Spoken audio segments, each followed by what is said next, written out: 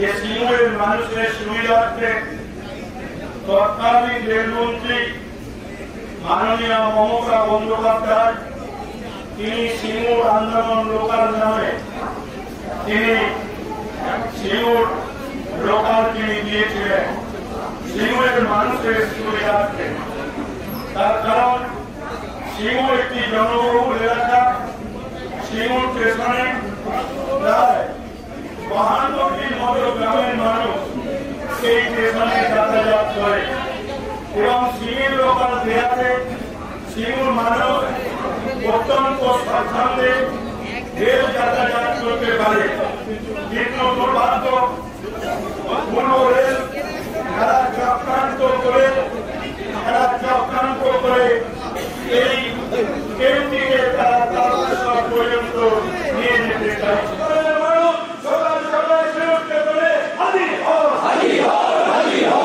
অবশ্যই দুটো ট্রেনই আমরা দাবি করি। আর এই ট্রেন যদি রেলের অন্য জায়গাকার যাত্রীদের সুবিধার জন্য যদি রেল ভাবে তারা নতুন রেক দিক, আমাদের আপত্তি নেই, রেলকে আমরা স্বাগত জানাবো। কিন্তু রেল সিঙ্গুর লোকালকে কখনোই তোলা যাবে না। এটা তো একটা আবেগপূর্ণ ট্রেন। অবশ্যই এটা একটা আবেগ, মানুষের একটা আবেগ। সেই আবেগকে মাথায় রেখেই রেলের এই সিদ্ধান্তকে বাতিল করার জন্য আমরা অনুরোধ। আপনারা লিখিত কোনো আবেদন জানিয়েছেন না? হ্যাঁ, আমরা গতকালই আমরা প্যাসেঞ্জার অ্যাসোসিয়েশন থেকে জানিয়েছিলাম। আমরা আজকে আবারও রেল ডিআরএম জিএম আমি নিজে জনপ্রতিনিধি হিসেবে আমি জানাই।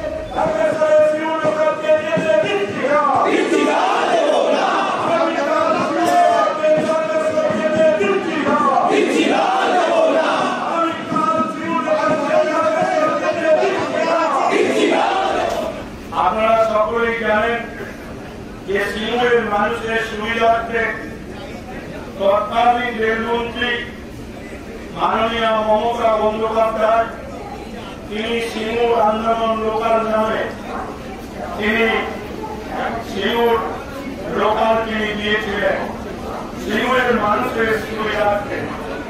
তার কারণ সিঙ্গুর একটি জনবহুল এলাকা। সিঙ্গুর স্টেশনে প্রায় 52টির মতো গ্রামের মানুষ এই স্টেশনে যাতায়াত করে এবং সিঙ্গুর লোকাল দেয়াতে সিঙ্গুর মানুষ অত্যন্ত স্বাচ্ছন্দ্যে রেল যাতায়াত করতে পারে। কিন্তু দুর্ভাগ্য পূর্ব রেল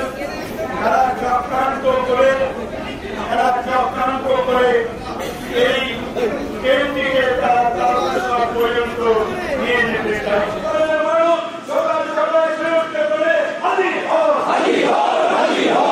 অবশ্যই দুটো ট্রেনই আমরা দাবি করি। আর এই ট্রেন যদি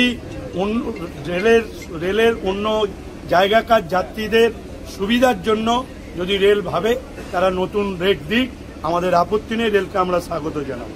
কিন্তু রেল সিঙ্গুর লোকালকে কখনোই তোলা যাবে না। এটা তো একটা আবেগপূর্ণ ট্রেন। অবশ্যই এটা একটা আবেগ, মানুষের একটা আবেগ।